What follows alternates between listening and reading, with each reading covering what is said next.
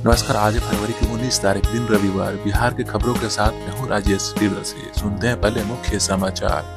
Bihar police में बड़ा फेरबदल किया गया। पटना में सालों से जमे 800 पुलिसकर्मियों का ट्रांसफर किया गया। बिहार में मकान बनाना अब और महंगा हो जाएगा। बिहार सरकार ने लगान नहीं चुकाने वाले ईंट भट्टों पर कार्रवाई शुरू कर दी है।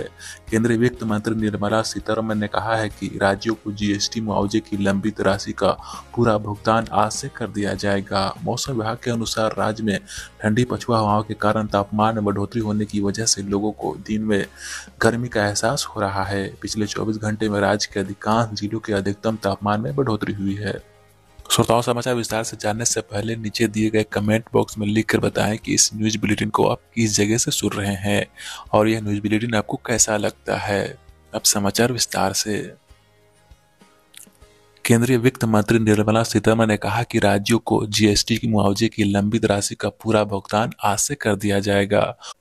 उन्होंने कहा, हमने आज घोषणा की है कि जीएसटी मुआवजे के लंबित शेष का पूरा बकाया आज से चुका दिया जाएगा। दूसरे शब्दों में जीएसटी मुआवजे का पूरा बकाया जून का कुल 16,982 करोड़ रुपए का भुगतान कर दिया जाएगा। 49वीं जीएसटी काउंसिल की मीटिंग के बाद वित्त मंत्री ने कहा कि हालांकि ये रकम आज की तारीख में कंपनसेशन फंड में उपलब्ध नहीं है, लेकिन हमने फैसला किया है कि अपने संसाधनों से हम ये राशि जारी करेंगे। इसके साथ ही उन्होंने राब, चीनी की तरह इस्तेमाल होने वाले रवेदार गुड़ और पेंसिल शार्पनर जीएसटी पर कटौती का ऐलान किया है। उन्होंने कहा कि राब का जीएसटी रेट कम किया जा रहा है। अगर खुला राब लिया जाता है तो उसमें रेट 0% जीएसटी लगेगा और अगर ये प्री पैकेड लेब्ड होगा तो उसमें 5% जीएसटी लगेगा। पेंसिल शार्पनर में जीएसटी को कम करके 18% से 12% किया गया है। टिकाऊ कंटेनर पर लगे ट्रैकिंग डिवाइस या डेटा लॉगर पर जीएसटी में कटौती का ऐलान करते हुए उन्होंने कहा कि इसमें कुछ शर्तों के अधीन जीएसटी 18% से घटाकर 0% किया गया है। बिहार में मकान बनाना अब और महंगा हो जाएगा। बिहार सरकार ने लगान नहीं चुकाने वाले ईंट भट्टों पर कार्रवाई शुरू कर दी है। ऐसे में आने वाले दिनों में ईंट के दाम बढ़ेंगे। बिहार में अभी बड़ी संख्या में संचालित ईंट भट्टे टैक्स नहीं चुकाते हैं, लेकिन अब ऐसे भट्टा संचालकों पर अब सरकार सख्ती करने जा रही है। इसके बाद संचालकों को ईंटों पर टैक्स कर चुकाना ही पड़ेगा, जिसका सीधा असर ग्राहकों पर पड़ेगा। ईंट भट्टा संचालक टैक्स की राशि ग्राहकों से वसूलेंगे। ऐसे में घर बनाने की लागत और बढ़ जाएगी। बताया जाता है कि नीतीश सरकार ने टैक्स नहीं चुकाने वाले ईंट भट्टों के खिलाफ कार्रवाई करने का मन बना लिया है। राज्य सरकार ने 1 सप्ताह की मोहलत देते हुए अंतिम चेतावनी ईंट भट्टा मालिकों को दे दी है। सरकार ने कहा है कि अगर ईंट भट्टों के मालिक टैक्स का भुगतान नहीं करते हैं तो भट्टों को बंद कर दिया जाएगा। यही नहीं, भट्टों में बने ईंट को जब्त कर लिया जाएगा। इसका असर आम लोगों की जेब पर पड़ेगा। बिहार के खनन एवं भूतत्व विभाग ने सभी जिलों को यह निर्देश जारी कर दिया है। इसके तहत खनिज विकास पदाधिकारी और खनन निरीक्षकों को अपने अपने क्षेत्रों में कम से कम 5 ईंट भट्टों का निरीक्षण करने की जिम्मेदारी सौंपी गई है। विभाग ने स्पष्ट कर दिया है कि जो ईंट भट्टा का टैक्स नहीं देगा उन्हें तत्काल बंद कर दिया जाए और वहां की ईंट को जब्त कर लिया जाए। पटना जिले में कानून व्यवस्था को नियंत्रित करने के लिए पुलिस मुख्यालय ने पुराने पुलिसकर्मियों को नई जगह तैनात करने का निर्णय लिया है। राजधानी पटना में विभिन्न इकाइयों और जिला बल में तैनात 800 से अधिक पुलिसकर्मियों रेंज से बाहर कर दिया है। पुलिस मुख्यालय के इस आदेश से स्थानांतरित अधिकांश पुलिसकर्मी वह हैं जो 10 अथवा 10 से अधिक सालों से पटना में तैनात है। डीजीपी को ऐसे पुलिसकर्मियों की सूचना मिली थी कि जिसमें एक ही थाने में सालों से जमे पुलिसकर्मियों की माफियाओं से गठजोड़ हो गया था। ऐसे पुलिसकर्मियों की गतिविधियों पर नजर रखी जा रही थी। माना जा रहा है कि एक साथ इतनी बड़ी संख्या में पुलिस को तबादले से पुलिस और बेहतर होगी। पटना जिले में करीब 800 पुलिसकर्मियों को इधर से उधर कर दिया गया है। इससे अधिकांश पुलिसकर्मी ग्रामीण इलाके थानों में रिजर्व गार्ड के रूप में तैनात थे। इन सभी को वीआईपी की सुरक्षा, महत्वपूर्ण भवनों की सुरक्षा और शहरी थानों में रिजर्व गार्ड के रूप में तैनाती की गई है। ये पुलिसकर्मी ग्रामीण इलाके में तैनात थे और 180 180 दिनों की अवधि पूर्ण होने के बाद शहरी थानों में लाया गया है। खास बात यह है कि इसमें अधिकांश पुलिसकर्मी की ड्यूटी संबंधित थाने के टीओपी पर लगाई गई है। टीओपी पर पुलिस बल की कमी काफी दिनों से महसूस की जा रही थी। इस संबंध में पुलिस उप महानिरीक्षक सह एएसपी डॉक्टर मननजीत सिंह ढिल्लों ने पत्र जारी कर कहा है कि इसे जल्द से जल्द नए पदस्थापन स्थल पर ज्वाइन करने का निर्देश दिया गया है। भागलपुर पटना रूट पर रविवार से 3 दिनों के लिए ट्रेनों का परिचालन अस्त व्यस्त रहेगा। कई ट्रेनें रद्द रहेंगी तो कई ट्रेनें आधे रास्ते से लौट जाएगी। इसके अलावा 1.5 दर्जन से ज्यादा ट्रेनें रूट कर बदल कर चलेगी। दरअसल पूर्व मध्य रेलवे के दानापुर मंडल के अंतर्गत लखीसराय से शेखपुरा के बीच 19 से 21 फरवरी तक दोहरीकरण के लिए नन इंटरलॉकिंग कार्य होगा। इसको लेकर ट्रैफिक एंड पावर ब्लॉक रहेगा। इस कारण विक्रमशिला, सूरत सहित 16 ट्रेनों की रूट बदल दी गई है। बिहार के उप मुख्यमंत्री तेजस्वी यादव ने महाराष्ट्र में एकनाथ शिंदे गुट को शिवसेना का सिंबल दिए जाने पर अपनी प्रतिक्रिया देते हुए कहा कि उद्धव ठाकरे के साथ सही नहीं हुआ है।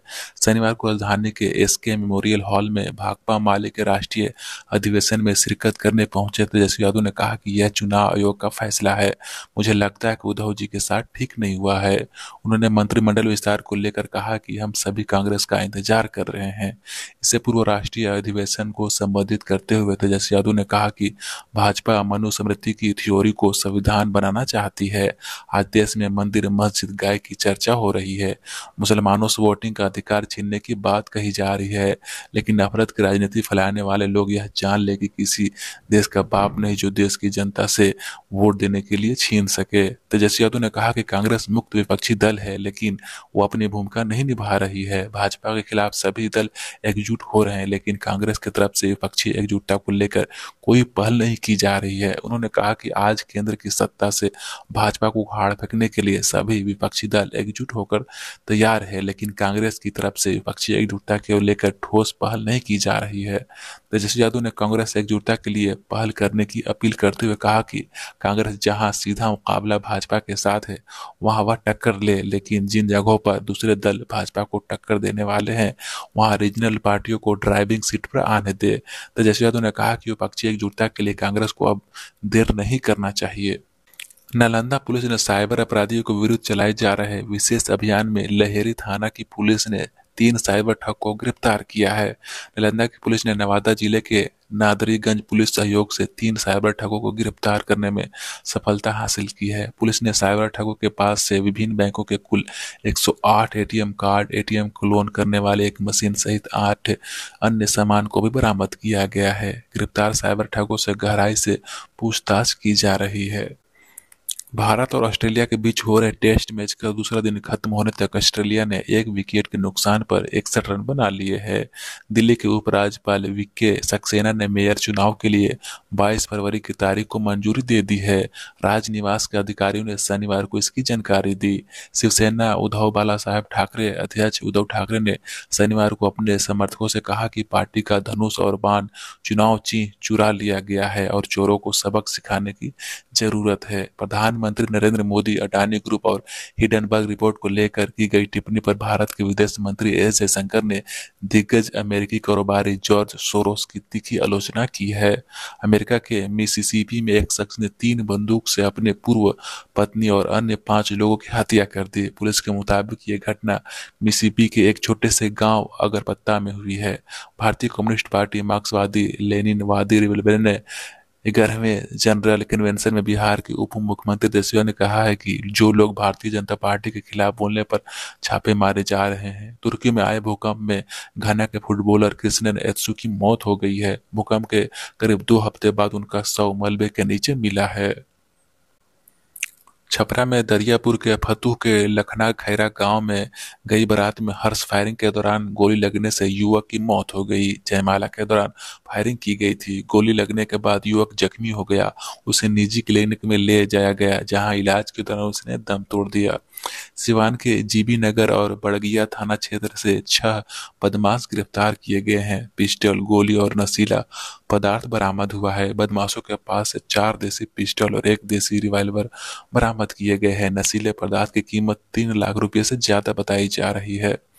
मुख्यमंत्री नीतीश कुमार के बाद बिहार का सीएम कौन होगा, इसको लेकर महागठबंधन में घमासान छिड़ गया है। नीतीश कुमार पहले ही डिप्टी सीएम तेजस्वी यादव को अपना उत्तराधिकारी घोषित कर चुके हैं, मगर अब हिंदुस्तान अवाम मोर्चा के मुखिया जीतन मांझी ने अपने बेटे संतोष सुमन को मुख्यमंत्री बनने की मांग कर दी है। मांझी ने लगातार बेटे संतोष सुमन को तेजस्वी यादव से बेहतर और ज्यादा लायक सीएम कैंडिडेट बताया है। बता दें कि संतोष अभी नीतीश सरकार में SC ST कल्याण के मंत्री है। गया के पटना में रोड पर हाईवा ने बाइक सवार को टक्कर मार दी। हादसे में युवक की मौत हो गई।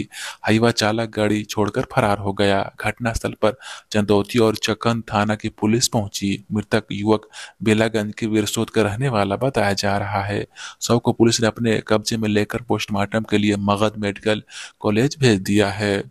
समस्तीपुर जिले से अजम प्रेम की गजब कहानी सामने आई है। आपस में ननद और भाई लगने वाली दो युवतियों ने शादी रचा ली और अपने दंपति की तरह साथ में रहने की अड़ ली। इनमें से एक युवक ने अपने परिवार वालों को उसकी पत्नी ननद के गायब होने का आरोप लगाया है। विपक्षी एकता के नेतृत्व पर कांग्रेस के जल्द निर्णय लेने की नीतीश कुमार की बात पर अब कांग्रेस ने जवाब दिया है। सलमान खुर्शीद ने कहा कि नेतृत्व कौन करेगा, इससे बड़ी बात है विपक्षी एकता। बिहार में पूरा विपक्ष बीजेपी के खिलाफ है। लोकसभा चुनाव 2024 को लेकर जहां एक बिहार के सीएम नीतीश कुमार ने विपक्षी एकता पर कांग्रेस से जल्द निर्णय लेने के लिए कही, तो वहीं कांग्रेस अलग राग रप रही है। लोकसभा चुनाव के मद्देनजर सीएम नीतीश कुमार ने बड़ा बयान दिया है। उन्होंने कहा कि विपक्षी एकता को लेकर कांग्रेस जल्द फैसला करे। हम लोग इंतजार कर रहे हैं। विपक्ष एकजुट होकर चुनाव लड़ेगा तो भाजपा 100 के नीचे सिमट जाएगी। यह देश हित में होगा। अभी देश का बहुत बुरा हाल है। गृह रक्षा वाहिनी के आईजी विकास वैभव ने कारण बताओ नोटिस का जवाब दे दिया है। गृह विभाग के अपर मुख्य सचिव चैतन्य प्रसाद को 7 पन्ने के जवाब भेजा है। अब SSC होम जवाब की समीक्षा करेंगे। बिहार के सत्ताधारी दल 2026 में असम के विधानसभा चुनाव की दृष्टि से वहां के 126 विधानसभा क्षेत्रों में पार्टी स्थानीय इकाइयों के साथ माध्यम के जरिए सक्रिय होने जा रही है। परेश नाथ को असम जदयू का संयोजक बनाया गया है। इसके साथ ही समाचार का यह बुलेटिन समाप्त होता है। नमस्कार।